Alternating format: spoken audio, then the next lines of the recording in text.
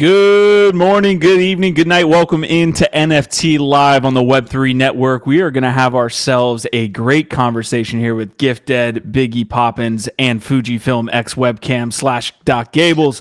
What's up, my man? What's going on? Look, this is production value that we've got on NFT Live today. We are absolutely killing it. I'm so excited to be sitting down with these awesome guys. Like I said, Gifted, of course, the man, the myth, the legend, Doc Gables, and Biggie Poppins are in the house. So let's go around our round square table here. Gifted, just got finished done talking with Baron Davis, former Golden State Warrior. Loved his play on the Warriors up in DC. But what's going on, man? Yes, former NBA superstar, now TNT NBA analyst, I believe. But shit! Also Web3 entrepreneur. And that's the cool thing is that, I had actually bumped into him or seen him kind of hanging with some of my mutual friends around VCon. I didn't really get to talk to him much myself, but he just randomly popped into our GM Web3 show, came up on stage and kicked it with us for a minute. And it was really cool getting to hear about his experiences at different conferences. We kind of did a quick run back of Rate My Bags conference, Rate My Conference, and got his input. He agreed VCon was lit. Sorry, Marty McFly. Sorry, Baron Davis co-signed that VCon was lit. He did surprisingly think that the NFT LA was great, but that was predominantly because he's LA based. And so, of course, he's got the hookups here. He was able to throw the dopest after parties, the dopest parties happening in LA. Which I missed my invite to. But you're not cool enough yet, Gif. I was actually busy. We were throwing our own parties and events that were actually also fucking lit. So how about that?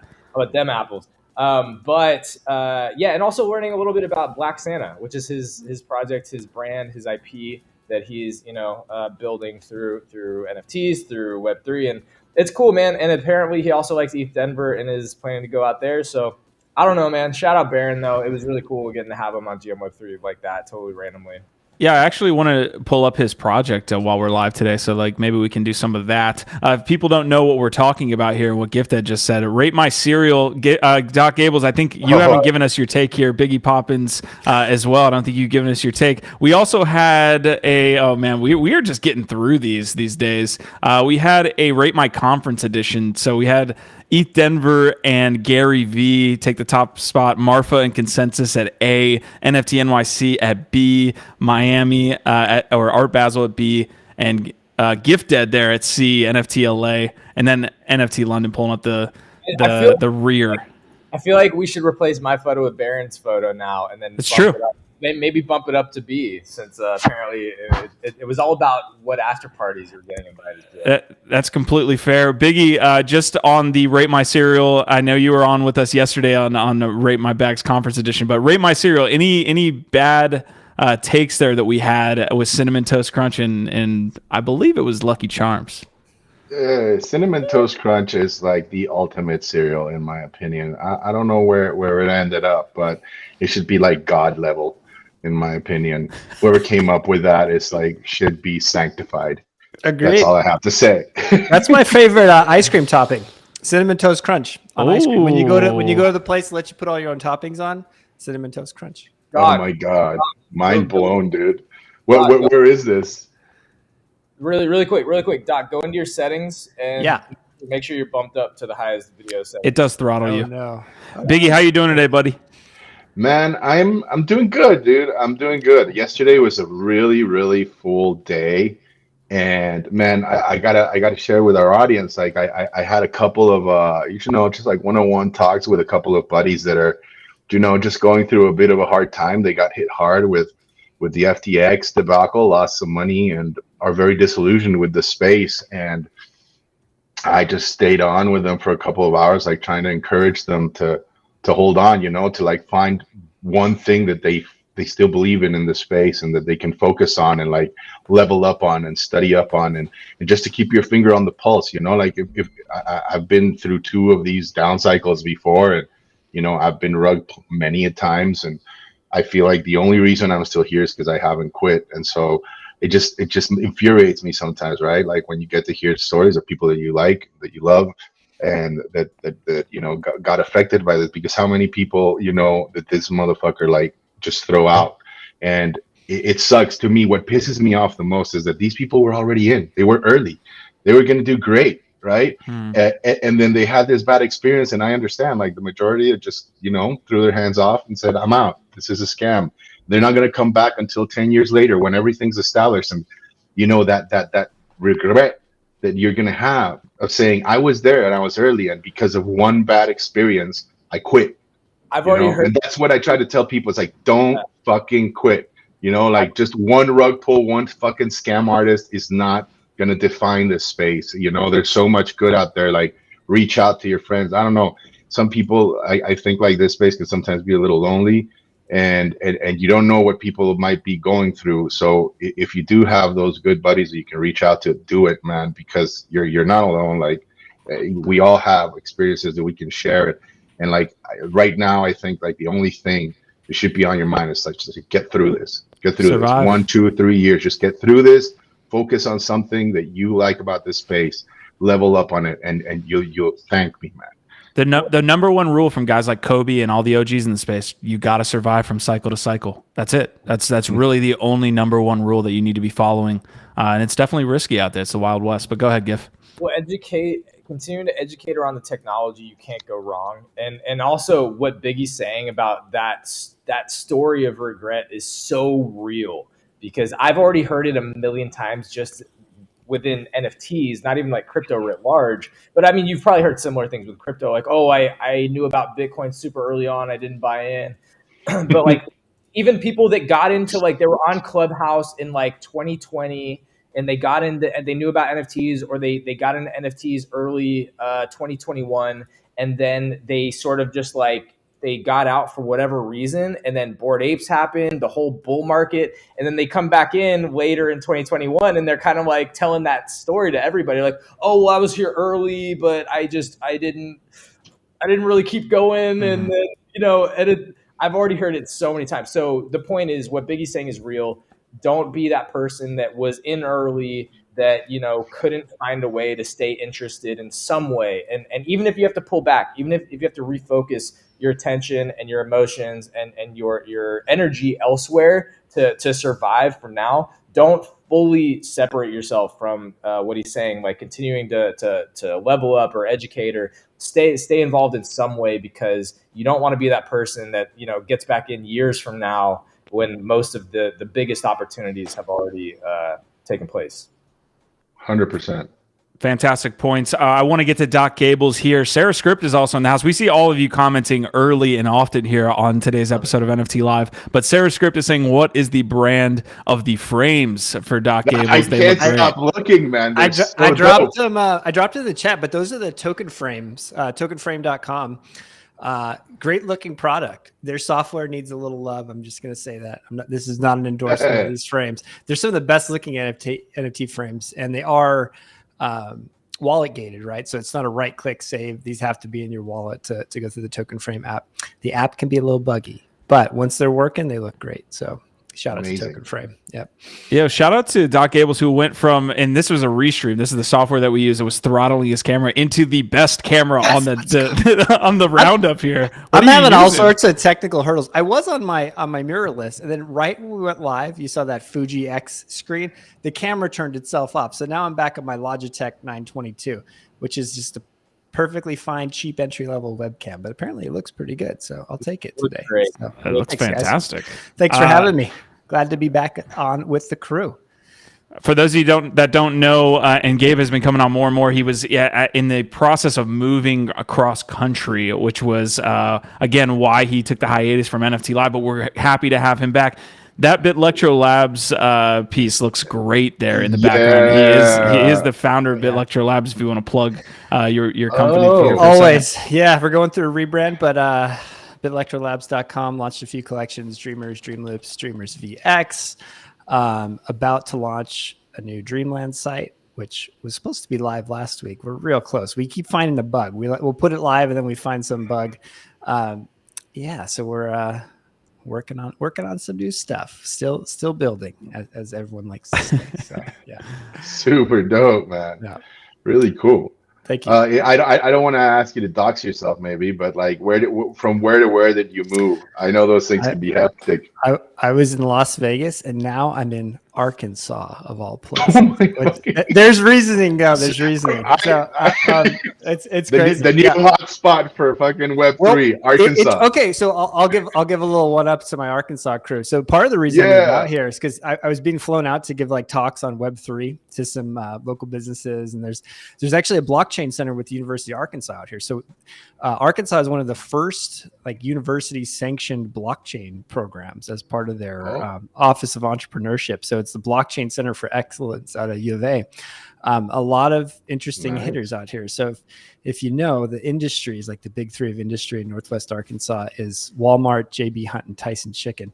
Walmart, for all their faults, does a lot of investment in things like supply chain management, IoT, and consequently, there's a lot of interesting investment out here for Web3 startups. And there's Web3 accelerators growing, and I've met a lot of talented engineers and entrepreneurs out here. So they're trying to be the next Austin, like the Austin of the Mid-South. So I'm out here chasing that, chasing opportunity, basically, and making connections and the like. So yeah, interesting space. Thanks for letting me talk about that for a sec. Yeah. So, shout out to Arkansas. Let us know when there's a conference over there. We're rating all of them, and we would love to stop by and bring our jackets. I would love that. But you guys even gave NFTLA a B or a C, and I kind of liked NFTLA actually. But I don't know. That's that high bar here, apparently. May I ask? May I ask? May I ask though? Like, what is it that you liked it? Because I was pretty critical about it. So the conference. I'll say this: the conference itself, not great. There were some good events.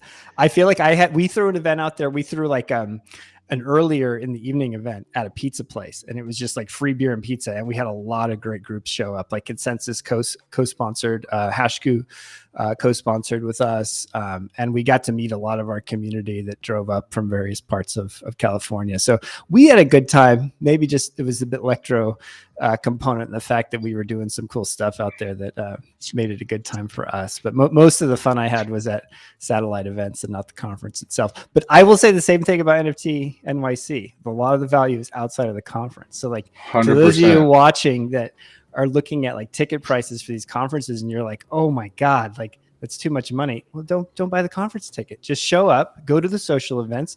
GiftEd had a wonderful conference center last year that was a satellite event that was doing all sorts of great panels, although I missed mine due to my flight being canceled and pushed back 24 hours later. But when your flights show up on time, you can have a great time.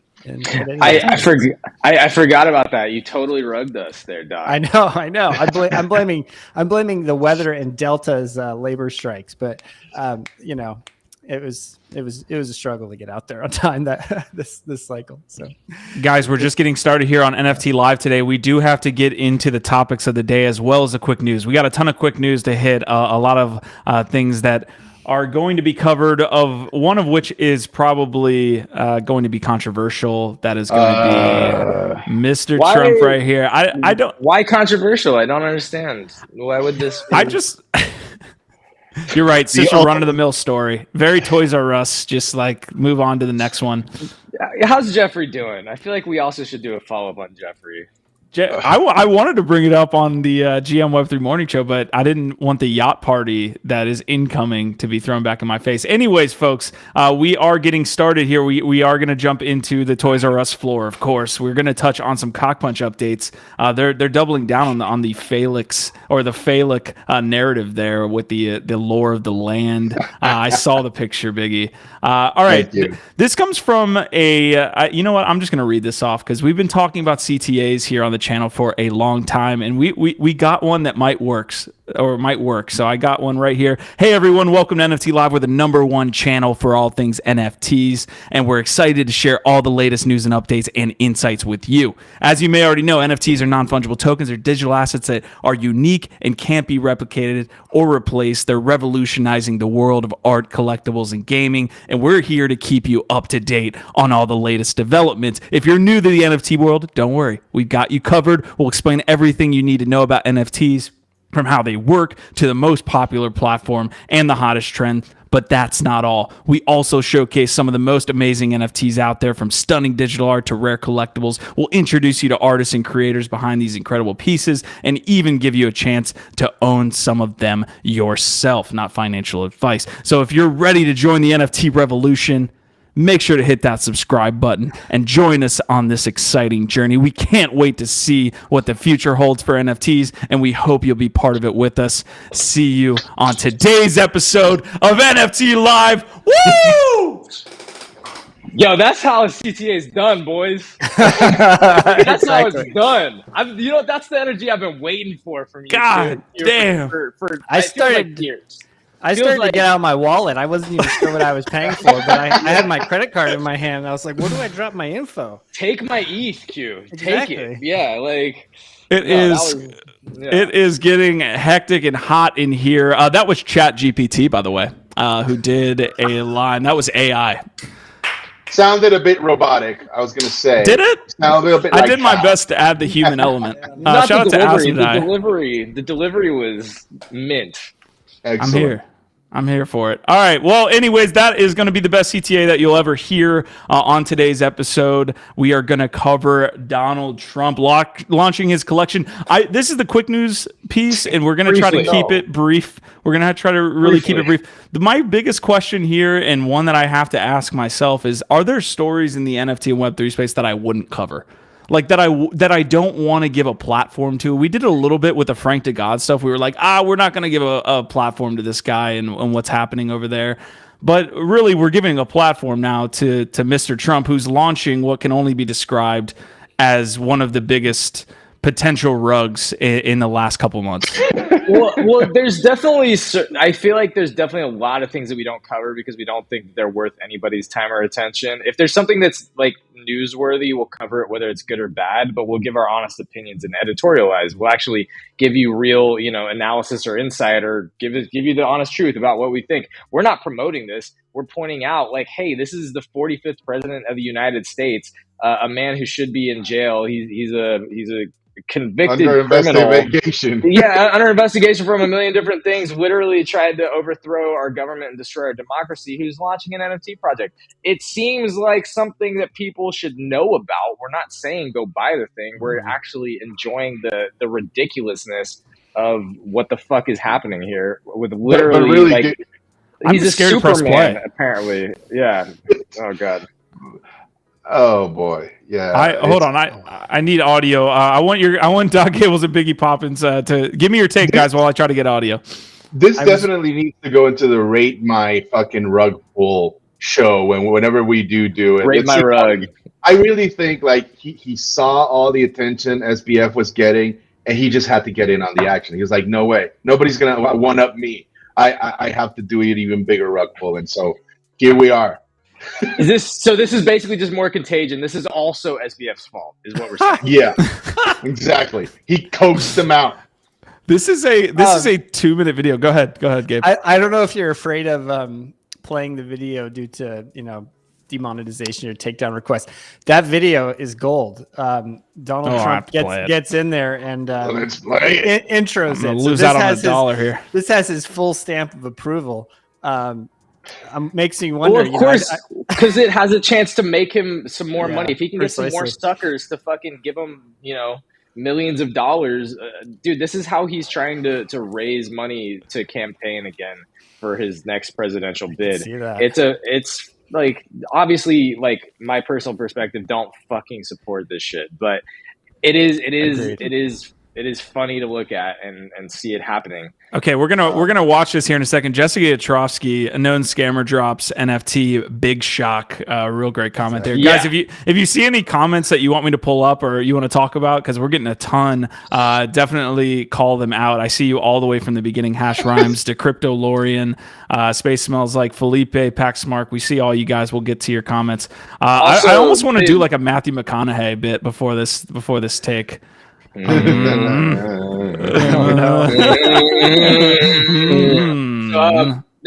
the things also is, utility wise, you actually get access to a free semester of Trump University if you collect 100 of these. Can you let Mr. 100? Donald Trump talk about this? All right, we're diving in. Oh no.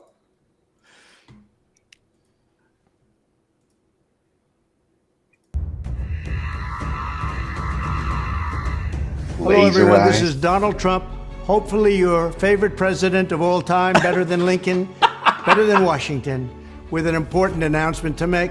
I'm doing my first official Donald J. Trump NFT collection right here and right now. They're called Trump Digital Trading Cards. These cards feature some of the really incredible artwork pertaining to my life and my career. It's been very exciting. You can collect your Trump digital cards just like a baseball card or other collectibles. Here's one of the best parts. Each card comes with an automatic chance to win amazing prizes like dinner with me. I don't know if that's an amazing prize, but it's what we have. Or golf with you and a group of your friends at one of my beautiful golf courses, and they are beautiful. I'm also doing Zoom calls, a one-on-one meeting, autographing memorabilia, and so much more. We're doing a lot. My official Trump digital trading cards are $99, which doesn't sound like very much for what you're getting. Buy one and you will join a very exclusive community. It's my community, and I think it's something you're going to like, and you're going to like it a lot. They also make perfect gifts. So you can buy them with your credit card or crypto. All you need is an email address. Go to collecttrumpcards.com and buy your Trump digital trading cards right now before they are all gone, and they will be gone. This is my first official Trump trading card NFT collection, and you get a chance to meet me. Go to collecttrumpcards.com right now, and remember, Christmas is coming, and this makes a great Christmas gift. Okay. Motherfucker. That's a lot to unpack. I mean, I'm kind of flabbergasted by that video. First, the intro. He comes in, maybe one of the greatest presidents, better than Lincoln. That was awesome. Could Like, not have started better. The balls. Which agreed, 1 and 2. But go ahead next. Yeah. What? And then I was thinking, man, he's like slumming it. Like, I'm like, can you imagine any other former president doing this? Like, go back, dead presidents. Like imagine Jimmy Carter jumps on TV. You know, he leaves his day job of building houses for Habitat for Humanity to hawk the Jimmy Carter peanut farmer NFTs on you know, for a 1-800 infomercial. I could see Teddy. I could see Teddy Roosevelt like being a pioneer in the Web3 space. This is what happens when you have a shameless, you know, con man as a president. What do you think is going to happen the rest of his fucking life? It's going to be more of this fucking shill fest. Yeah, real talk. Whatever can get suckers to fucking send him money. Like literally, NFTs is just another way that he can rope people into sending him money, and it's fucking sad, but also hilarious. It's so many things at the same time. I just came up with a terrible idea or theory here. It's not really a theory. I'm not going to propose it's too sexy for Ethereum. But too sexy for Ethereum. So check this out. You know, we have a problem with dark money in politics, right? For those unfamiliar, dark monies are campaign contributions, party contributions that are unreported, basically. Right? Which is also, by the way, well, so FTX, SBF, I mean, specifically, SBF was giving money to both sides. Both and everybody, the right wing was spinning all these conspiracies about like, he's donating. He's the second biggest donor to the Democratic Party. So clearly he's in cahoots with the Dems. He was actually the third biggest contributor to the Republican Party also. But it was all dark money. Exactly. Which is going unreported. And now, like, what was it? The New York Post the other day, what was, with the headline with Democratic donor con artist. I'm like, yeah, he was splitting those contributions equally because he wanted bipartisan support for his activities. But not to give anyone any ideas here, but if there was ever an easier way to make dark money contributions, NFT collections, oh my gosh, Donald Trump over here just raking in the dark money. Don't be surprised if this sells out and then we don't understand any of the wallet holders that are actually buying these things. It's just going to be a whole bunch of brand new Ethereum wallets. Doc, they will sell out. Biggie, you're muted. You're muted. You had an animated take there. I want to see it. No, let's hear it. You're muted, Biggie. Oh no, completely wrong. Hey, Gabe. Well, while we wait for Biggie, these will sell out. He told you, and that should be the new slogan. That should be the new slogan. And they will. Because if they don't, he's gonna fucking buy his own. He'll pull a Melania. He'll buy them himself to make it look like this is what other collections do. Don't put it past fucking Donald Trump, the ultimate, like the scammer of the fucking millennium. Like, Can don't you put it hear me? past him. There he Fucking is. hell, man. I only pray that like whoever are the devs in this are like not on his side and like turn all these NFTs into soulbound tokens. Because I want to be able to spot these motherfuckers in the wild, dude. Like that would be dope. That would be It's the really equivalent, dope. Like the equivalent scarlet of a leather, all these MAGA hat. dickheads. Yeah, Yeah, it's the exactly. equivalent of a MAGA hat for sure. Like you can never take it off. Like for the rest of your life, your wallet will carry that shit with you. Paxmark is saying, first of all, I want to get into the details here, but Paxmark is saying, dude, it's so funny. I'm seriously considering buying one. I want to pull this back up and jump into the utility pieces here. First of all, fantastic art by one of the greatest presidents of our time here. Just good Lord, that seemed like a parody video. Oh that looked like it should have been on SNL. Sarah said something in chat. Is this a deep fake? And then I started looking, like moving closer to my monitor. I was like, this is too surreal. Maybe this is a deep fake. But I don't know. The spray tan was maybe a little too perfect with like the weird ghostly white eyes. So maybe that was an AI generated Trump with his weird digital spray tan. I kid, but anyway.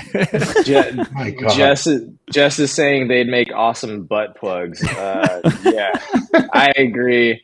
Anyway, I let's not spend more time on this shit. You don't want to jump into the utility here? No, I've already seen it, bro. I've already seen it. He said it in the video too. Okay. You might get a Zoom call with Donald Trump. Here's what we can do. Can you guys look at some of these comments as well and pull out the best ones? I also want to know, if you attended January 6th, do you get a discount on this stuff? Do you like get an airdropped NFT? That's how you got on the allow list, right? Yeah. Tell me that's the rally. Listen, so you got to put in that work. We talked about it. Sometimes it's a Discord event. Sometimes it's storming the Capitol. Biggie had a good point here. He said, make the token soulbound because I want to track these motherfuckers. So what we do, the whole big thing in the last year and a half with NFT mints has been whitelisting and presale access, right? We start to form a collectively shared blacklist. That is any wallet that's ever touched a Donald Trump NFT. And then we just get all new NFT minters to blacklist these wallet addresses from participating in the ecosystem. There you go. The market has spoken, people. Flurp is saying he's buying one for gift right now. It goes as a great gift. So Doc, what if I buy one and send it to you though? Then you're that's not soulbound. Do it with the new wallet. Got it. Do it with the new wallet. Soulbound. Yeah, use the code insurrection. Allow list access. All right. Best utility that you guys see here. First of all, this is more of an indictment of our space, but this probably has more utility than like half the NFT projects out there. But as far as the utility is concerned, which one are you guys choosing here? If you had to choose, I want the one with the shotgun so I can shoot him. I can pepper him, as they say. All right, we're blocked. We're blocked 100%. Secret Service is calling Biggie later today about his statements on this YouTube live stream. God. We had a good run. I can neither confirm nor deny. Ty Lopez called and said, "Hey, give me back my utility." Oh, dude.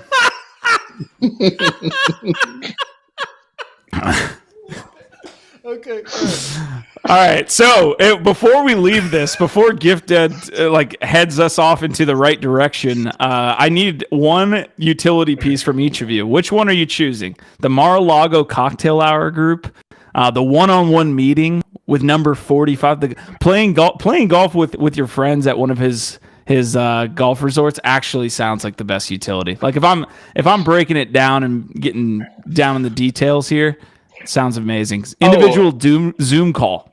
I'm showing up to the golf course just so I can upper deck his bathrooms. If you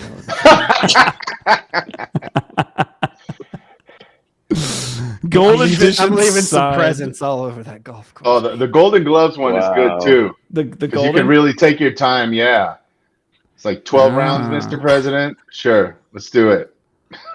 I see you guys effectively disengaging from trying to pick one of those. Yeah. All right. So you guys aren't buying. Safe to say, we're not buying Donald Trump NFTs. What blockchain is it on? This got to be like on Vive. This has to be like a Vive. Probably Wax, Q. I could see. Yes. Sol, probably Solana. You would say that. I'm trying to go into the how-to here. If anybody knows what chain this is on, we would love to see this. I'm getting rugged already. So yeah, it's a no from me. It's a no from me on the Donald Trump.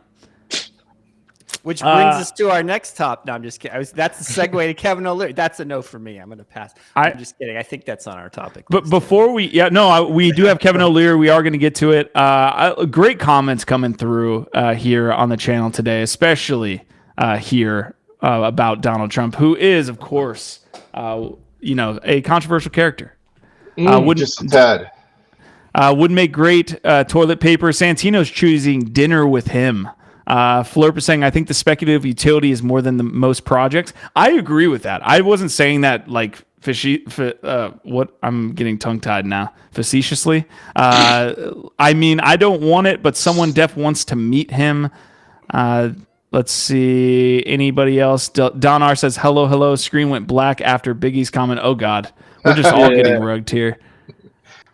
Marty's imagining, he's got a big imagination. He's imagining that most of GM Web3's listeners are Trump supporters. Well, we just alienated our audience then, apparently.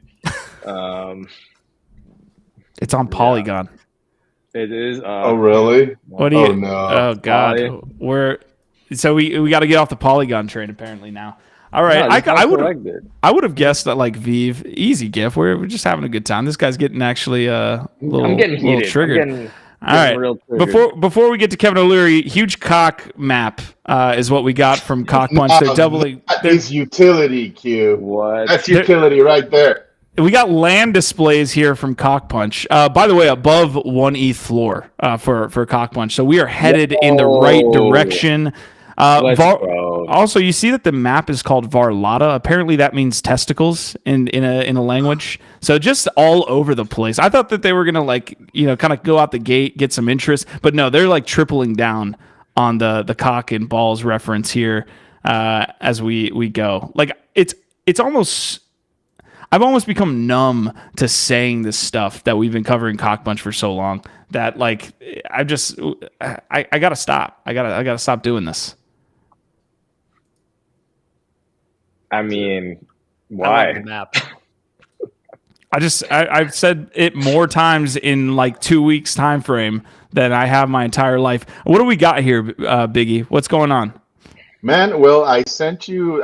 Were you able to listen to the whole episode about our house Heim, the Northerners apparently that we are? It's really cool, man. I really dig this particular clan. I'm glad I'm also part of that one. Where it's like the bon vivant, clan of all of them. We're apparently like really good with language and really good at like fighting. So I think we're going to do well. Plus, if you see, like we only since we're in the north, we don't have any like northern possible attackers and stuff, right? Like everybody else, like we can just descend on all of them. Yeah, we're high up on the shaft over. Here. Yeah, exactly. It's like the dick root part, right?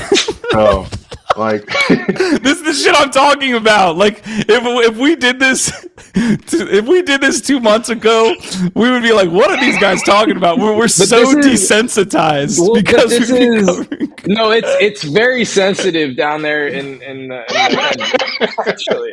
But like no, this is why like committing fully to the bit is works, right? Because it's like the further that they take it and the more ridiculous it gets, like you can't help but like just get into it, right? And so I have to applaud that it seems like that they are fully committing to the bit with this, and that makes me feel more bullish that it's like the gimmick won't just wear off after like a day or two, because now like you build lore around the dick root, right? Your clan is the Dickroot clan, also known as the furries or whatever you want to call it, right? It's like now people get to just start going real crazy.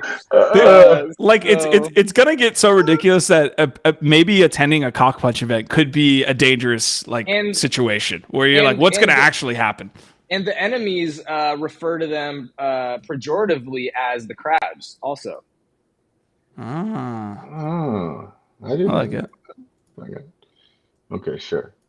But yeah, I'm excited, man. I'm looking forward to today's release. I don't know what house they're going to be, promoting on the podcast, but I mean, if did you check out the lore queue? Like he goes, I like that he pulls from all these different cultures and mythologies and literature, and there's behind all this lighthearted sense of humor, there's some deep philosophical conundrums that are being set up, I think, that are going to play out amongst the different clans, right? Like the first ones were the berserkers, and they're obviously very impulsive.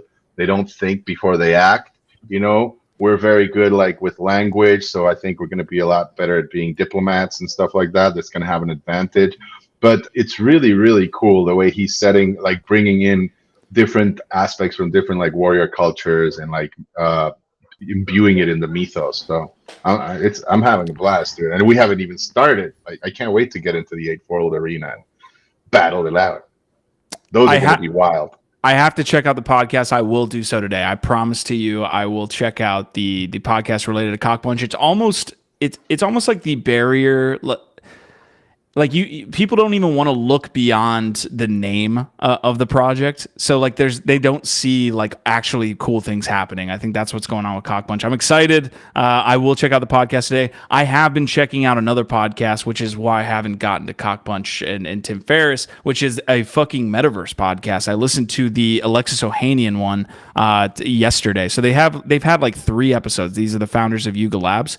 I love the podcast. It gets me a little bit of information behind the scenes with just Gordon and I keep forgetting his like real name. Yeah, I know he's doxxed, but like Garga is the other guy. These guys are really fucking cool, and they really have a good ethos of like Web3. If you listen to their podcast, I think you'll have the same kind of takeaway that I did. But they talk with Larva Labs, they talk with Alexis Ohanian, Reddit, and they had Snoop Dogg on, which I haven't listened to, but I really, really like the podcast so far. 3 episodes in. What were your biggest takeaways so far, Q?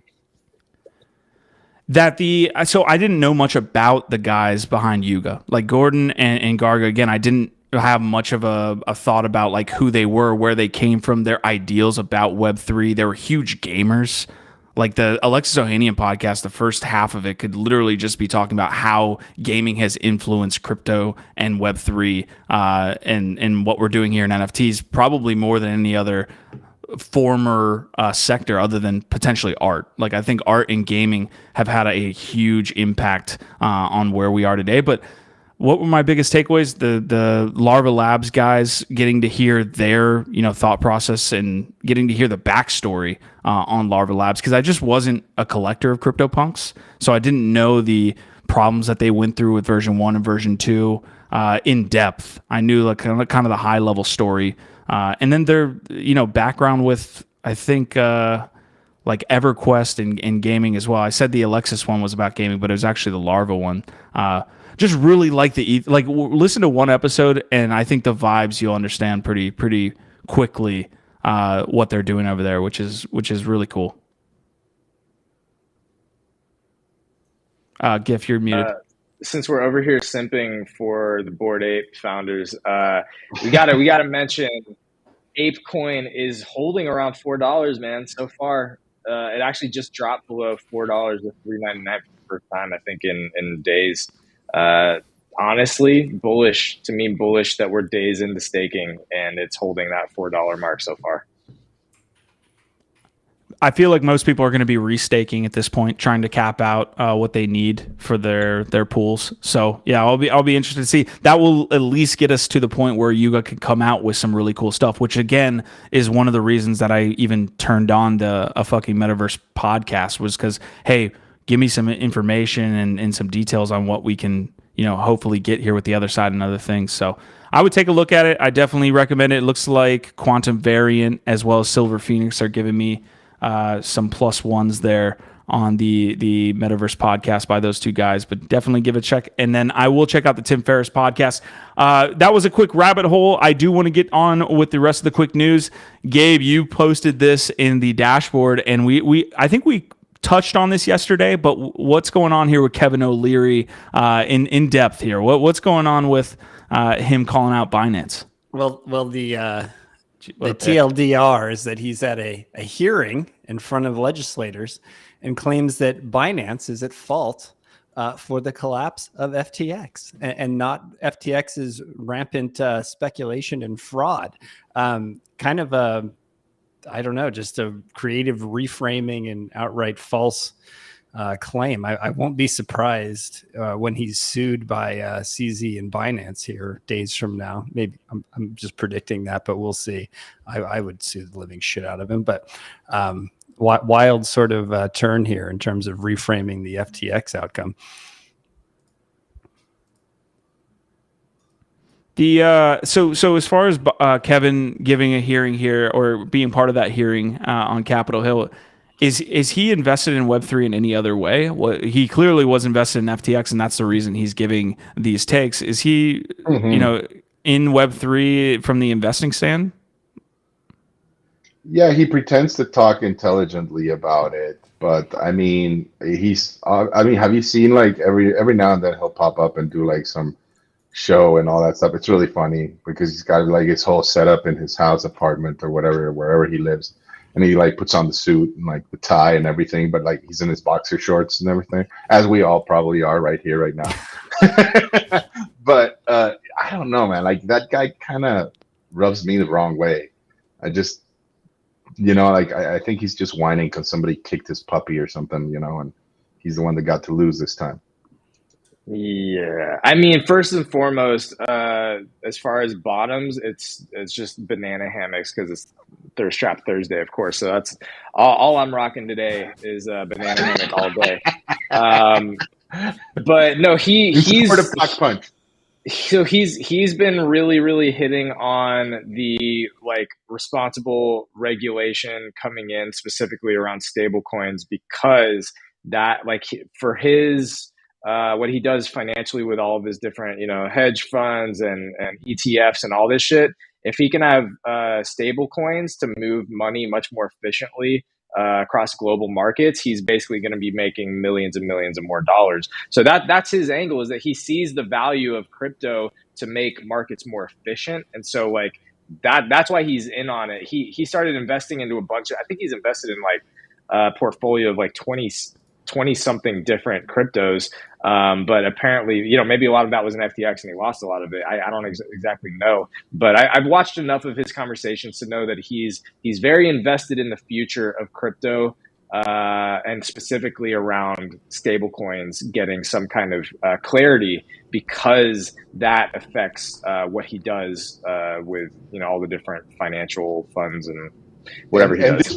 This gift particularly ties into one of like the businesses that he promotes hardest right now. It's called Start Engine. It's a crowdfunding platform based off of California, run by Howard Marks, ex-Activision guy, like sold it for billions, right? Like it's a really great platform, but I think obviously if there would be more clarity, he would be able to imbue it or like, merge the two together, and it could be really good for him too. So I mean, there's definitely some self-interest there.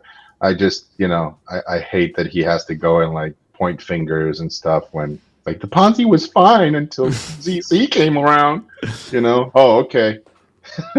One of the most underrated parts of that whole drama was how bad CZ beat the shit out of SBF. Like SBF was not even clearly in the same league as far as being a business, savant or anything like that. Even though he owned one of the biggest exchanges in the world, he clearly was not on CZ's level and got completely played. That was like just a master class. It belongs in like a fucking Godfather movie, to be honest. Can we agree though that like at some point throughout that tussle, like ZZ, I think could have been a little maybe smart, maybe like pulled back a little and just let things take their course. And that's the part that I'm just shocked at. It's like there must have been some word said or something, because he decided to do it publicly. It was like a public execution. Like you got to really see his teeth, you know, out in the media world, right? Like, so I don't know what it didn't serve him, let's just say. And this is why you're seeing stuff like Kevin O'Leary right now pointing his finger at him, because there's so much content out there from him, you know, like publicly like shaming him and just lambasting him, right?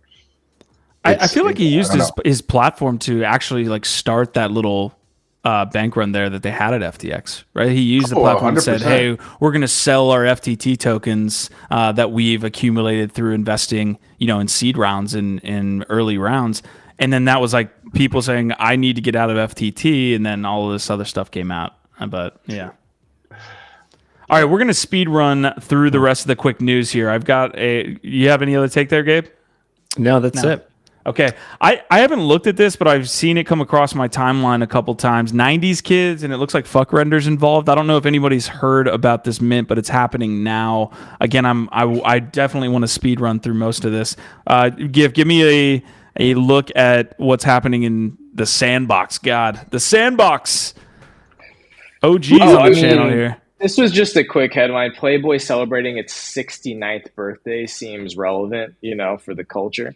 You know, I would think that Playboy's 69th birthday would be cool, but unfortunately they're just doing a Sandbox party, so I don't know. They don't have the Playboy mansion anymore.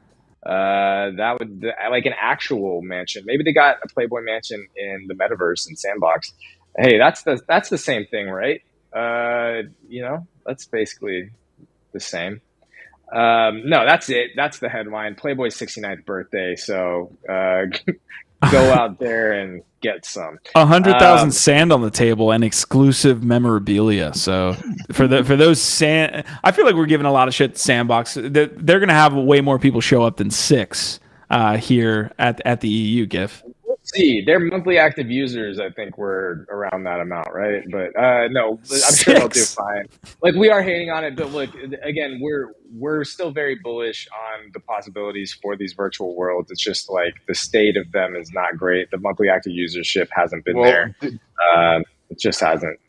Did you guys see also the one for with like Puff Daddy that they're doing the Biggie concert on the Meta platform? I think it's one of that's hosting it. You know, it looks interesting. I'll let you know how it goes. Well, here's a question. Yeah, what for all of you, and this is for those in the chat too. Like, what was the last, metaverse event party that you went to, and you're like, oh, this is really cool. I'm getting value. I'm enjoying it. Like, what was the last one you went to? Because the last one that I went to. This guy a long time ago. All right, yeah. Gabe's Bitlectro Labs party was probably the last one that was like hopping. Ours were good. I'm going to toot my own horn here. Like we were really good at metaverse activations, and we're going to start that up again soon. Me moving across the country, as Q mentioned earlier, disrupted our metaverse parties because I was doing most of the production for them, but we'd book like 5 or 6 different DJs, live artists, a lot of hip hop acts, and they were popping. Nice. Like, they were using their crypto voxel space. Like the attendance was crazy, and part of it was like giving the people that were performing like ownership over the thing. Like, you know, every DJ that came and played would bring 5 friends, and our community was really big on it because we were a music focused project from the beginning. So hence a lot of the people were really keen to what we were serving up, and Web3, which was the artists formerly known as Lad City, used to participate in our parties too. And I know a lot of the Lad City crew, now Web3 crew, came through as well. So we did well. Mind you, we weren't doing it as like a big brand. You know, we were doing it in our little boutique, metaverse Web3 focused brand, which I think was a very different approach than like Playboy trying to do a metaverse party. I remember when I showed up to, I think it was the launch of the Atari Casino or something in Decentraland. and like Dylan Francis was playing or something like that, or some big DJ, and it was just a complete mess and a flop. And I thought, like, just do better. Like, it's not that hard. I mean, it is a little hard. There's barriers to entry, but you can do a lot with less, you know, if you put reasonable expectations in place as to what it is you're doing. Like our parties were really just live streams with a metaverse component, right? Mm-hmm. And like, Doc, that's awesome. I want to ask you, like, do you think that the success of those parties was also, like you said, you were producing them, you knew your audience very well, you knew what they like, what they didn't? Because I feel like we were talking about this yesterday in terms of IRL conferences, but I think it applies for metaverse gatherings as well. Like, I think most of these projects, sometimes when they decide to host either an IRL party or a metaverse party, like you said, like they don't put a lot of thought process into, like, you know, like, oh, what do our people actually enjoy and like? Like, let's fucking talk to them and ask, right? Sounds like that's what you did. And that's kind of what you're saying is like, this startup adage I hear all the time of like, meet your audience where they are, right? Well, our audience was already in Web3. And then when you see big brands trying to onboard people to the metaverse or Web3 products through something like a metaverse party, I'm like, no, that's not the way to approach it. That's 3 steps removed from getting them onto a self-custodial wallet. And now you want them to join into a metaverse with a virtual avatar. And like, so these brands essentially are not meeting their audiences where they are, which is also interestingly why I'm starting to see a lot of companies reframing like metaverses as, oh, it's Roblox, it's Fortnite, it's WoW. Mm-hmm. Well, kind of, they always been, but now we have this metaverse term for it. But that's also where their audiences are and where they can do larger, more costly activations and centralized platforms. But to me, that's not the metaverse, right? Because it's not an open access sort of platform. So yeah. I want clip that man, Jacob. Clip it. It we need like fire to pop after like a really good quote, so we could tag it. Dude, we should have some kind of like audio or visual like tag whenever we're like, yo, clip that. I love it. Well, thank you for that. Got to get my soundboard ready. Gabe, you also did a great job of like activating adjacent communities or like parallel communities. Cause like, again, Lad City, we had a lot of people that were already using crypto voxels that were a part of our community. So having us be there and having other communities be there that already use that stuff, it was like, okay, well, this isn't a hard barrier to entry, which I feel like these companies, again, aren't doing. Right? They just like assume people are going to show up. It's like, no, you have to find people that use Decentraland, use crypto voxels already. Very good point. Yeah. And we were at the time, trying to activate any community that wanted to even just host their art in this space. And then we'd help onboard their users if they hadn't logged into crypto voxels and the like. And there was a lot of hand holding involved, but yeah, good point. Thank you for that. All right, we're going to move on to the next story here. This is going to be one of the last ones in quick news, although if you guys have any other links that you want me to hit, I saw the Beeple one GIF as well. Animoca Brands, one of the largest VC conglomerate, umbrella, whatever you want to call them, led up there by Yatsu, who is a great friend of the channel, are launching their own PFP. This is kind of out of the ordinary here. Because usually what they do is like invest in projects and help them on the business development side, on the entity and working behind the scenes with them to kind of counsel them on again the business side. This is them kind of launching their own PFP project for one, but also the Mochaverse. So I really haven't dove deep. This kind of just dropped today.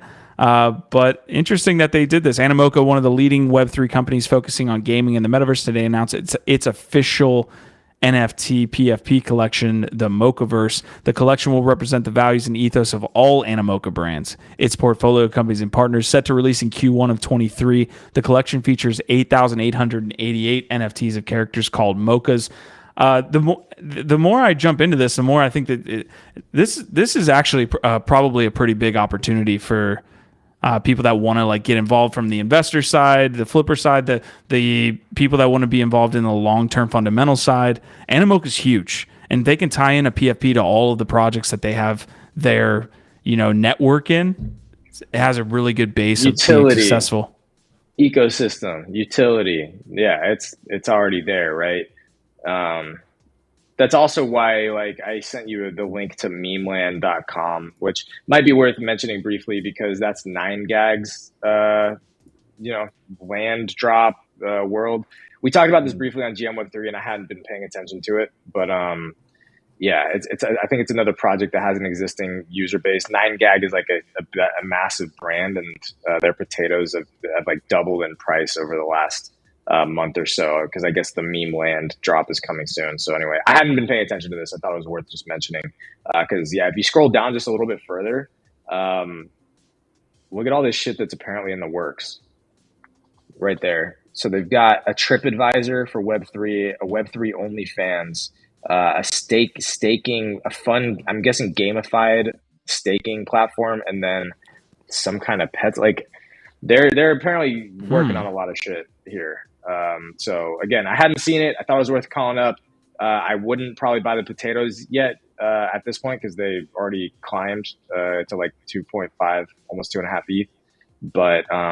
But this meme land drop apparently is coming soon and might be worth watching as well.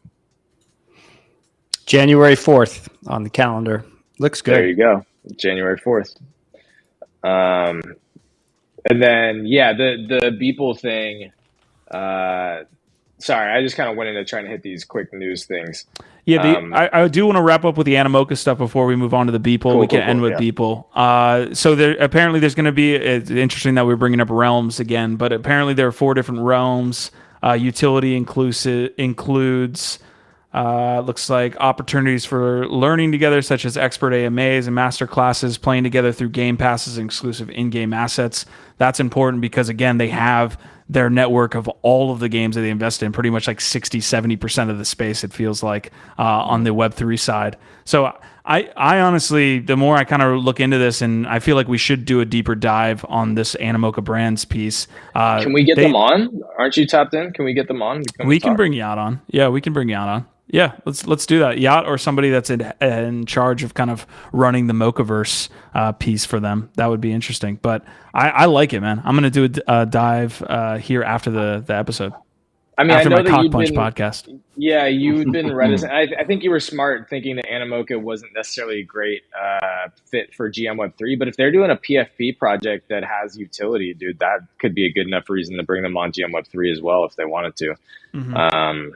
Yeah, because to your point, there's probably a lot of utility, built-in utility and value with something like that already. Love it.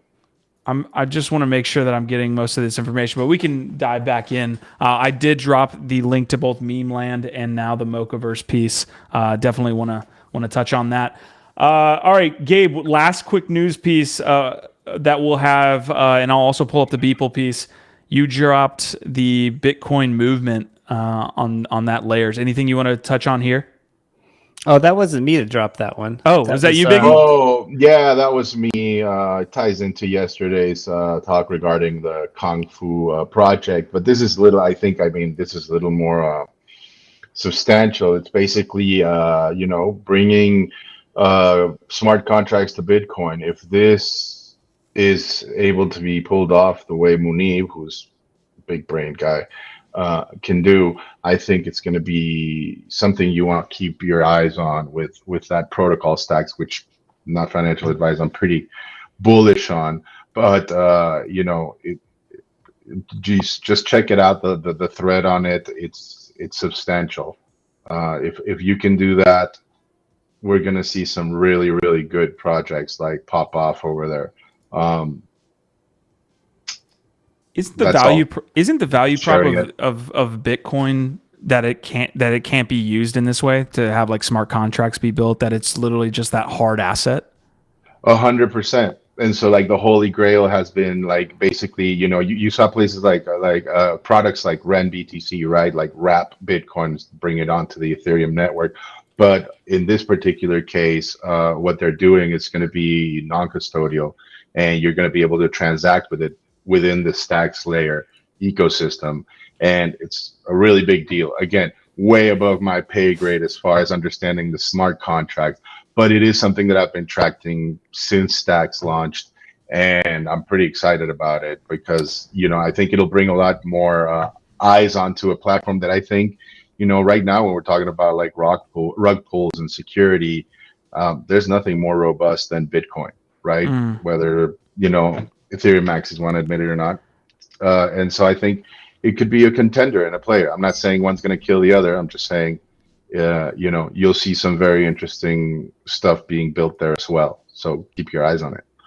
Love that take. All right, final and last piece is going to be this Beeple that we will pull up here in just a second. I thought something funky was going on with the Restream chat. Apparently it was because I see now that I'm on YouTube that there's a full chat. We just had it completely stop and just go lights out on us. So since we posted about SBF, it looks like Silver Phoenix's chat was the last one we got. So I'll try to get back and go through some of these. My bad on that. We'll blame Restream. If it's not one thing, it's the other. All right, AI, art, and Beeple's piece GIF. Give me your take, and let's see it. So this is something that I started. Okay, so obviously the conversation around AI art and threatening artists and like the implications of these new AI tools, especially on creators, creative industry professionals, etc. This conversation is not new, but it's really picked up a lot of steam in the last couple of weeks since Midjourney and Night Cafe and ChatGPT, all these different AI tools that are consumer focused, that are retail focused, have come to market and are actually being used now by thousands, if not hundreds of thousands of people. So this conversation has really picked up steam, and I'm starting to see this negative sentiment and this sort of the feeling of being threatened coming together. It's coming together as this sort of anti-AI art movement, the no AI imagery movement. And Beeple posted this yesterday. I saw a couple other artists that I know in the space posting similar sort of no AI with this like logo. And so my take, which is the other tweet that I sent you, is just like any sort of technical innovation like this that sort of upturns or changes some kind of industry standard is always going to be met with resistance. But the best thing you can do is adapt, right? And I use the example of when photography came, right? And there's a million other, like you can point to a million other examples just like this. But photography, when it was first invented, there was a bunch of painters that were all really angry and like anti-photography because they started losing some of their commissions to go do, paint portraits for people. But ultimately, all that anger, all that time, all that resentment that you spent trying to stop this technological innovation was really fruitless. Like it doesn't stop it. It doesn't do anything in the end. And you kind of, if you look at that as an example and see where we are today, you see how ridiculous it was. Even if at the time you felt bad or you lost a commission here or there, you felt threatened, it was fruitless and it was dumb. Just like I think it's kind of dumb to focus a lot of energy on trying to stop AI art or AI imagery. It's a tool. Like 100% GIF. 100% GIF. And I think like it's a natural knee-jerk reaction, like when people feel threatened, right? Or like what their talents are that their talents are no longer going to be appreciated. I'd love to share with you guys a really good take that I got today from none other than Seth Godin. I'm sure you guys are familiar with him. And basically he was talking about prompt engineering, and it said it began with what bosses needed to say to get workers to do what they needed done. And then it became widespread because typing the right things into Google makes it more likely you will find what you're looking for. True aside, when I worked at Yahoo, they had a secret list of 100 more search terms. It was secret because it was filled with juvenile Playboy level porn requests, as well as petty, unsophisticated single word searches. And the number one search was Yahoo. Now, with GPT and Stable Diffusion and other machine learning AI tools gaining widespread use, there's a gap between people who are simply stumbling around with silly short prompts and the folks who are figuring out how to engineer an excellent prompt. We're all bosses now. Giving better instructions gets better results. And I think that's really, like you said, the genius of this new tool that we're getting handed over to us. Very much like crypto, right? It is something new that threatens the old guard. And of course, their knee-jerk reaction immediately when you take away their moat right? It's like, cancel it immediately, cancel it. We'll figure it out later. But you can't put this genie back in the bottle. And I think the sooner you embrace it and start surfing the wave, the better enabled you'll be to take advantage of this new canvas that we're all being handed. So we had a comment in chat here that says, and this is from Will D, AI is fine as long as artists state they're using it right up front, which I generally tend to agree with. Like if we're talking about art and being in that creative process, although again, it's a philosophical discussion of like, is typing a prompt something that takes experience and skill and is an art in and of itself. But dude, I do kind of believe that there should be something up front that says, hey, this is AI art. It wasn't, created by just via human being. So absolutely, full disclosure, you shouldn't be presenting AI. Like even if you just used AI in part of your process, I think you should be fully disclosing that, at least until we get to a point where maybe we're in a different world 100 years from now, where it's like almost like, because you can literally see how AI just becomes one step in a process that then gets put into a million other tools and processes, and then it just sort of becomes ubiquitous. Maybe at that point, 100 years from now, like you don't have to disclose it. I think you absolutely should disclose whether you're using AI art or not. But to your question about is prompts art or not, scroll through some of these images and then read that caption, and you will get exactly what Biggie was just saying about the difference between good direction and how people are actually learning to use these tools versus something. These are absolutely amazing images that you would not get. I don't think any artist would have created this without AI. Even if you thought it up, you would not get these types of results. They're absolutely stunning. Something that you could probably never imagine exactly like this. And that caption is beautiful. You know what this reminds me of?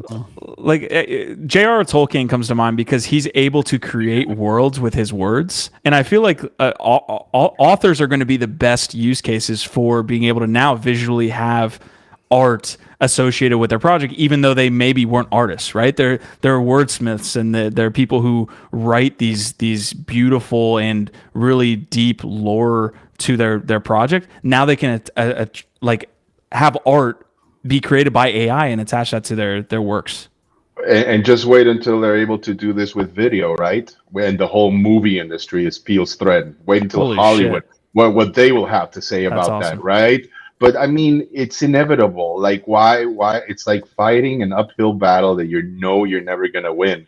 It's like you might as well embrace it. And I think it does take a certain amount of talent or engineering, whatever word you want to use, to extract these outputs, right? Like, it's not as simple. It takes a lot of trial and error. And I think, again, the people that are going to thrive and make their name off of this are the people that are embracing this right now, instead of like shit posting on fucking Twitter and complaining about it, right? It's wasted energy. Like, adapt, figure it out, and then you actually get to earn the rewards. You benefit from the new technology by being an early adapter, right? Adopter. And it's not like it's going to cancel like traditional art mediums, right? Like, there's still a lot of value to be had there. I mean, just therapeutically, right? Like, how many people do art just for therapy because it's good for you, right?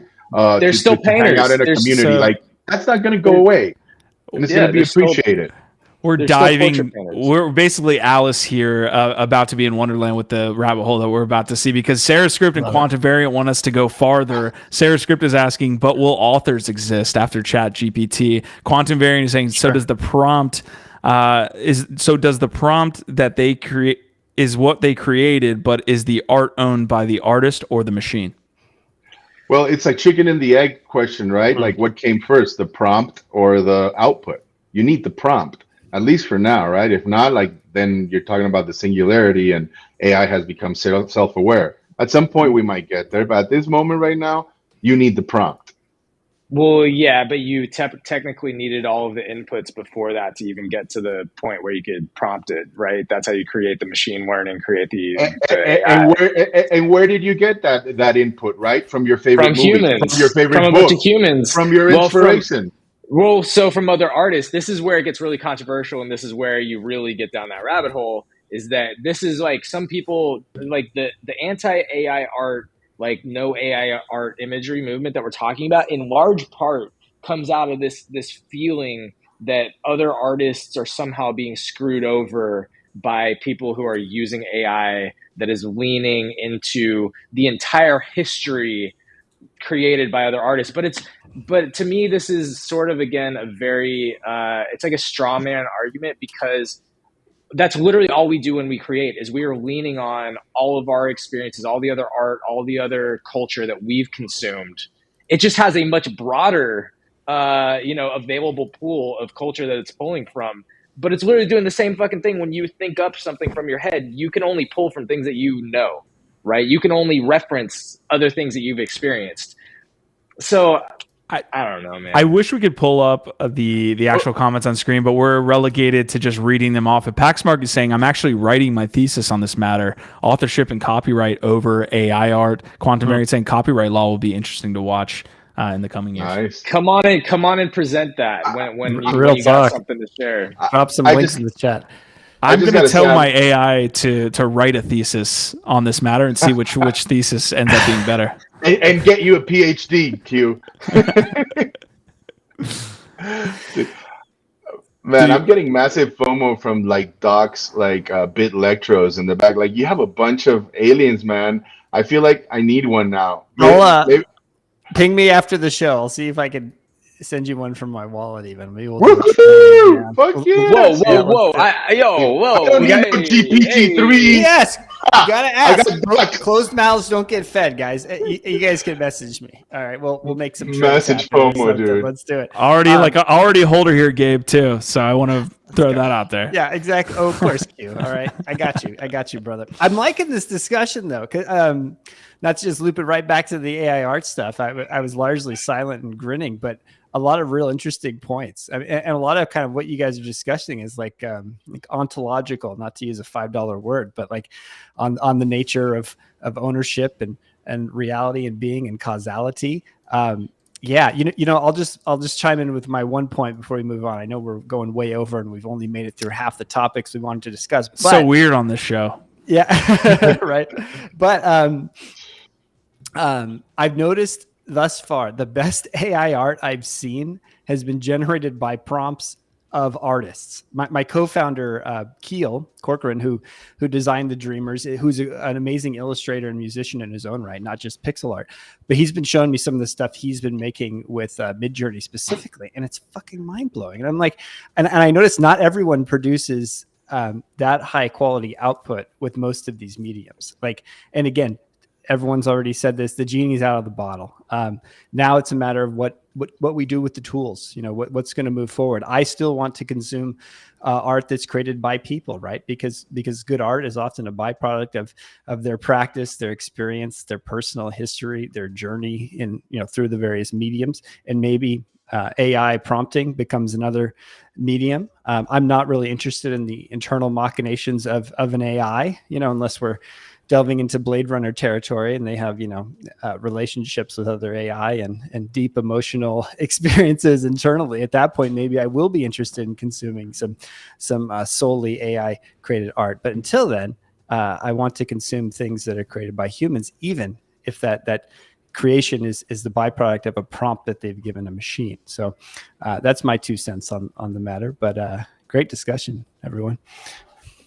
A great point there too on like how the art, like its meaning and its value, a lot of it is sometimes derived by the hand that made it, right? And the story that comes with that piece of art. Now I'll throw it back to you there, Doc. It's like, what if the AI art is made by a paraplegic? Can you imagine if there's like some Michelangelo out there that's been dreaming up these crazy landscapes, these amazing visions that he has, and the only way he's been able to express them is through words, and now he has a tool that's able to produce those outputs. That would make one heck of a story, right, for some of those pieces. Right. So that's an interesting point too. Like the fact that we're now enabling with some of this technology people to take on certain types of art practices, if you will, through the use of AI prompting. Someone that doesn't have the fine motor skills to produce a painting or to use Adobe Illustrator on a tablet or even to use a mouse now might be able to externalize some some ideas, thoughts they have. Maybe they're a massive consumer of art and they've been thinking about creating their own masterworks for decades now. And now they can actually freaking do it. I mean, that's kind of an amazing innovation here for that. It's all of these new tools they increase accessibility for more people to be able to create in new ways, right? And so whether or not you don't like it or not, you can't argue that at least this is it's sort of like what's the word I'm looking for? It's democratic, right? It's like this is the type of thing that just opens doors to more people to get involved in more ways.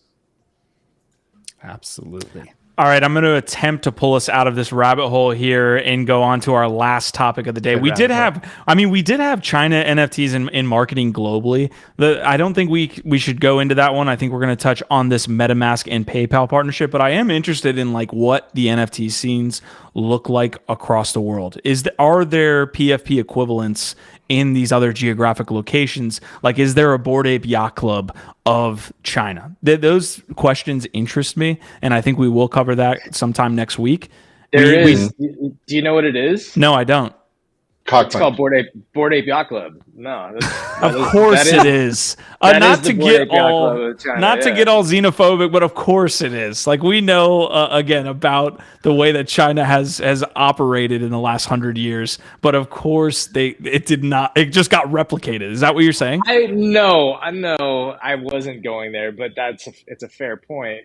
But as far as IP goes, no. What I mean is just like Bored Ape and NFTs are global. Bored Ape is like one of the only transcendent IPs at this point. There's definitely collectors in China and Japan and around the world. Bored Apes is definitely in China. So that's all I mean. Okay, so you were saying there are holders in China, not that there's I just another. mean like there doesn't need to be a Bored Ape of China because there's already Bored Apes. They might have another big IP, which I think is what you were getting. That's what I was getting. But I think I think Q has a very valid point here too, though, GIF, because holder does not mean that like you're representing a particular culture or geographic region, right? Like I hear a lot of people complain about how we're oversaturated. There's too many PFPs, and granted, it's true by the numbers and the data. There's just way too many. But what I will say is that like if you notice right now, Web3. Especially like the cultural and the art scene, like who's pumping out most of these products. It's very much a Western point of view, right? Like European American point of view. Like you don't see a lot of representation from like just like women or people of color or Africa or Asia, which is what I think Q is trying to talk. Like all these cultures, all these people have very different artistic sensibilities, and though they may be Bored Ape yacht holders, maybe they don't jive with it as much, right? Like they don't vibe with it. They don't feel like they are being represented, right? Like their culture, the things that they like. And that's something that I'm really also very keen on keeping my eye on, because I do think you will see the punks and the Bored Ape Yacht Clubs come out from African, artists or Latin American artists or Asian artists, that are a little bit, that are embraced much more wholeheartedly than Bored Apes might be at the moment, right? I think in a lot of ways, China is a technological like innovator when it comes to like trends, right? I don't think like technology itself. I think again, going back to the point, it's like they have shown that they're pretty much from a hardware perspective, just copying a lot of what happens. But as far as like internet trends, they've been on top of a lot of stuff. A lot of the things that they're doing with WeChat, we haven't even started with doing over here with Twitter and Telegram, where you have your entire, it gets a little dystopian for Western users to say you can have your literal like bank account, you can have your identification all within a Twitter app. Like that's something where like, I don't know if we want that, but that's what happens right now with WeChat. Like their entire lives are on one app. And I think that that's a technological innovation or usage of that from just like the trend perspective. So I just want to know what if anybody knows what the PFP project that is like the most popular in China, please drop it. I would love to even pull it up on the screen and see what it looks like, as silly as that sounds. All right, the last news that we'll get into here, we're at an hour and 30 into the episode. PayPal partnering with crypto wallet MetaMask to allow people to buy and apparently, again, self-custody crypto within a PayPal app. That's at least what I would draw from a crypto company like MetaMask partnering with a large kind of money transfer app like PayPal. So we can dive into this. I'll get to a couple of the headlines, but it says 2 of the industry's top names are working to make buying cryptocurrency that much easier. CoinDesk reports that PayPal is working alongside the crypto wallet MetaMask to create a new and more efficient cryptocurrency buying experience. We can dive into this. Anybody got any hot takes right off the bat before we dive into the details? Say what you will about PayPal. I know not everyone's the biggest fan. I've been saying socially to Web3 friends, blockchain, crypto friends, the last few weeks that we need something to reestablish trust in our ecosystem, and that like what's going to be the next thing that brings on the next billion users into Web3 or cryptocurrency. Well, I don't think it's custodial exchanges. And if you asked me, a year ago, I might have said, oh, it's great that we're seeing Robinhood often offer crypto access, or the likes of Fidelity allowing users to trade Bitcoin in some sort of derivative way. Now I'm thinking, no, that's not the way forward. We've eroded the public trust with the likes of FTX, Celsius, Luna, insert additional crypto exchange or DeFi protocol that's failed here. But we've had so many of these black swan events, emphasis on the air quotes on my black swan. They're not black swans when there's a dozen of them, right? So, but what's the point of failure here? It's allowing someone else to have custody of your funds. So I've been saying socially, we need an agent. We need someone that's going to handle the money transmission component to us, then receiving the funds on a self-custody wallet, right? And that's sort of what this is. That's exactly what this is. And it's a trusted party, PayPal, that's giving you access to this trustless thing. So maybe this is the new killer app that's going to help onboard, that next billion people. I don't necessarily think so, but it's a step in the right direction to reestablishing that public trust and getting people up to speed with how to utilize this tech. This is our hot take clip here for right now until we find fire. No, trust. Yeah, trust. With trust comes liquidity, right? And that is to your point. Yeah, and I think you absolutely nailed it out of the park there, Doc. I agree with everything you said. I don't know if it'll onboard the next billion, but this type of like the on ramps, off ramps, the trust, the safety these are some of the biggest missing parts of the infrastructure that need to be there to get a whole bunch more people on. And so this kind of interoperability, this kind of partnership, I think is extremely powerful and optimistic. And yeah, I think it's cool. I do want to dive into the details really quick, but this user on Twitter actually has a great comment. RIP airdrop. Everyone that was hoping for a MetaMask airdrop is unfortunately a lot like this chick right here. I think this might, PayPal's not going to want to have to deal with that shit. I know that they're still separate entities, and this is simply a partnership, and we have to look at, and I don't know if they've released a lot of the details pertaining to what's actually going to happen on the front end and behind the scenes, but this would be something that PayPal would want to get involved with, which is facilitating maybe a MetaMask token on their platform. Airdrops kind of seem a little out of the regulatory control right now. How dare you? As we stake our ApeCoin. Also, I saw sorry, I apologize. I don't know who it was. Somebody early on in the episode was bringing up that the only time that they lost a bunch of money, or the only time that they staked, they lost a bunch of money. And it was just like another example of why I've been so worried. That's funny. Yeah. Anyway, why have you been worried, Gif, on ApeCoin? Just so much of the DeFi staking stuff that has happened has been really poorly done, and it's just been purely Ponzi-nomics with a pump and a dump and with no utility or underlying value there to back it up. Again, I think the reason why this is working so far and has more potential to work is because there's an ecosystem, there's other assets, there are other utilities and things even the IP itself that is kind of backing this up a little bit more. But it was just another example. I saw somebody commenting, sharing their negative history with all these different staking schemes. I have one last kind of. Go ahead. Go. No, let's keep it going. One last comment on the MetaMask stuff. First of all, MetaMask is like slowly, like under the radar for the revenue that they actually bring in via the application being able to transfer and then charge a fee. I think they bring in a ton of revenue.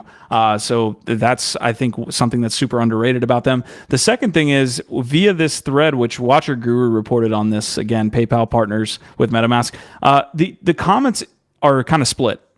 Right, there's a lot of people that are saying this is actually bad for MetaMask. I thought MetaMask was decentralized. I don't see this as good news. And then there's some others that are saying, it's how can anybody be bearish if we're seeing like large adoption by these entities? Yeah. So what's the negative side to this MetaMask PayPal news? The fact that they are aligning themselves with a Web 2 institution, essentially a bank at this point. Where does the money come from then? Like, it has to come from somewhere and then get into the decentralized ecosystem. MetaMask is still decentralized as long as you have your keys, right? So it's like just by partnering with PayPal as an on-ramp, that doesn't give them all your keys. I think what people are most upset about is that it's just a convenient way to kind of dox wallets and people. Right. And, maybe for privacy reasons, some people are not comfortable with that and won't be, tying their MetaMask to their PayPal. But again, to your point, I think it's still very significant if you're talking about onboarding and like bringing this to more people. It's a trusted entity. And like you said, say what you will about PayPal, but we all use it. Right. And I don't know. I just think probably hundreds of millions of people around the world use it, right? It's one of the biggest 100%. Payment processors in the world. And honestly, in regards to these like airdrops, I mean, I'm kind of glad. I like this airdrop farming bonanza that we've been on, like getting airdrop free money. It's great while it lasted. Don't get me wrong. I've been a beneficiary on occasion for it, but I also don't think that that's the way you want to continue going down for crypto, because one, it's not sustainable. Like you said, most of it is Ponzi. What, you're just going to be getting airdrop money to dump on other people? It's not a good look. I think you need to find better ways to bring value to your customers. That's why, you asked me, we were talking about Blur, I think last week, and it's like, okay, great, but I'm not too worried about it. Trying to maximize my airdrop capacity. It's an incentive. You don't know what the value is going to be, but I'll freaking guarantee you that the first thing that's going to happen with the majority of those tokens is they're going to get dumped. They're going to get dumped, and nobody's going to care about governance or whatever the hell utility you're going to want to imbue with that. They know that. They know that, which is why they're drawing this out as long as they possibly can. They're trying to trick people into fucking using their shit and get them into that habit, because they know that once they actually launch their token and so many people are going to care less. They're going to dump on to the next one. Look, and whether they can retain those users and have those users be sticky, right? Because what you're looking at here is Blur is essentially overtaking Coinbase as the largest exchange in the NFT space. Oh, I'm sorry. I always get those two confused. But Coinbase NFT doing a whopping 5 Gs in daily volume. But anyways, Blur has essentially in this time period, while OpenSea has been competitive and overtaken on most days, probably in the last 8 to 12 days, it looks like Blur has hit it by a lot. And to y'all's point, some of that is tokenized and incentive based with the Blur token. But Uniswap and Blur have shown that they can, that this is a successful model for some people. And that goes with any business, right? Like any business is, Bored Ape Yacht Club, for example, that was successful. There are probably 20 projects that I would say that's probably being a little low, but most projects are poor. Most projects are poorly done. Let's be clear. If you're using the Uniswap example, right? The reason, if you look at the participation for voting for governance, it's abysmal, right? The reason people are freaking holding is because everybody's waiting for that revenue share proposal in which everybody will unanimously vote for it, and then we know how that story goes, right? And I mean, it's great, right? Like I have Uniswap tokens and all that, but again, I just don't see how that's going to be sustainable in the long run for a business, right? Or effective, right? There are different types of models, Biggie. I love the comment. I'm strictly talking about that initial airdrop of which they created essentially zealots for their platform. Like they made people like 10 Gs at the time. That was like a huge thing. For working it, right? I just feel like it's, again, like we were talking about, it's wasted energy. Like you could do something better with your time. Sure, it might not immediately deliver an airdrop that's worth a couple of grand that you could use, right? But I don't know, maybe that's just me. Like I'd rather invest my time in getting informed and leveling up and in my network and in the projects that I want to get involved in, because even though they might not pay off like a month, a year or two down the line, I know I am 100% certain that they will be way better for me down the road, right? And unfortunately, I think it's again short-term. What is it? Short-term games with short-term people. It's like fine, like if you're gonna airdrop me something for using your protocol and for partaking, it's like welcome, I appreciate it, but like what I just see is a lot of people trying to just kind of dangle that carrot in front of you and like keep you engaged and click like a freaking monkey. And it's like, there's better use of your time, man. Go spend time with friends and family. That's even, I think, a better trade. Also, I was looking for a tweet. I think it was Jeff Nicholas. Basically somebody did the numbers on the, because again, like Blur's whole thing was, it's incentivized royalties, but people have done the numbers now on what that looks like. And y'all, Q, you'll remember, I've been saying this since day one. Incentivized or any of these optional royalty schemes, even if they're incentivized, essentially means no royalties for artists, because nobody wants to tip if they don't have to, and they're not going to. And somebody ran the numbers, and it basically showed on this incentivized royalty structure that like less than 1%, like 0.5% of royalties were paid so far. So it's basically zero.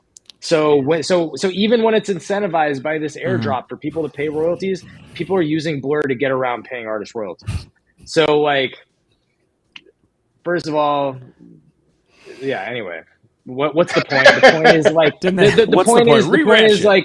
the point is incentivized royalties is just another word for not paying artists their royalties, and artists need to get their royalties, period. Or maybe they need to up the amount that they pay on those incentive rewards. Why not double the amount of rewards so that it matches the royalty that we're receiving?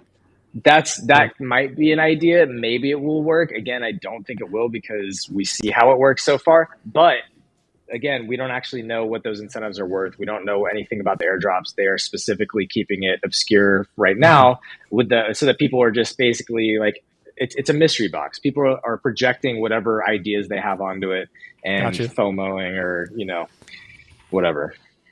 Another short episode here, fellas. I appreciate you here on the journey and leading in the space and on these episodes as well. Gifted is getting hangry, so we'll have to get out of here shortly. Y'all were amazing in the chat today. Again, Restream kind of cut out here like midway through the episode with showing us the comments, so we couldn't pull them up on screen, but you guys were killing it. Don R was saying NBA Top Shot killed it by taking credit cards. Marty McFly is saying I ordered Pixel 6a phone and setting up Graphing OS. Yes, I am Marty. leaving Apple, baby. We agree on something, finally. Also saying that he just bought a Trump card. They take credit card. And then he completely follows up with a fucking CockPunch right there, right? All right, CryptoPunks flipped board apes. We are getting up out of here. Web3 Speak Easy is happening tonight. The return, the triumphant return of the man, the myth, the legend, Kane Mayfield, and Easy in Crypto. They are coming at it hot with Don't Drop the Soap SBF Season 2, Episode 6 of Speak Easy. It's going to be lit. Hands down, the funniest room, the funniest show on Twitter Spaces. No cap. It's going to be absolutely hilarious. Don't miss it. 6 p.m. PST, 9 p.m. EST tonight on Twitter Spaces on Web3 Network. Speakeasy. Almost. Did we drop that? Let's make sure to drop that link in the chat if we can. I will. Hopefully it comes through here for you guys. We'll drop that. Our vibe, our tribe, of course. I didn't have time to run the outro through ChatGPT today, so there won't be this beautiful outro, but you guys were fantastic. Did you see the one that I sent you? Gifted as my ChatGPT. Did you see the one that I sent you for the end of the show, that Instagram from Flurp?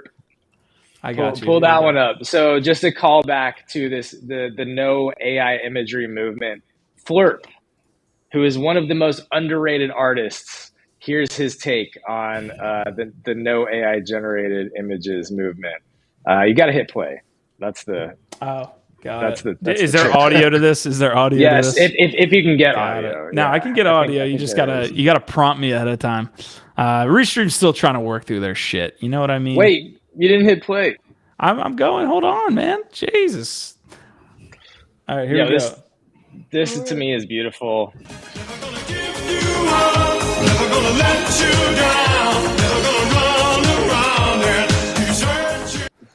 There you go. It's an Hell AI. Yeah. It's an AI generated Rickroll for you. That's fucking beautiful. You know what? Well done for it. You know what? Our vibe, our tribe. We're gonna go out with some Rickroll. Screw it. This was an amazing episode. Y'all were awesome. We will see you next week after Speakeasy tonight, but we will see you next week for another edition of NFT Live, of GM Web3, of all the shit that we're doing here on the network to make the Web3 space what it is and what we want it to see it be. Gables, you were amazing. Biggie Poppins, great as always. Gifted, partner in crime, you were awesome as well. All right, Rick rolling out of here. Later, y'all. Woohoo! I get to eat. Never gonna let you down.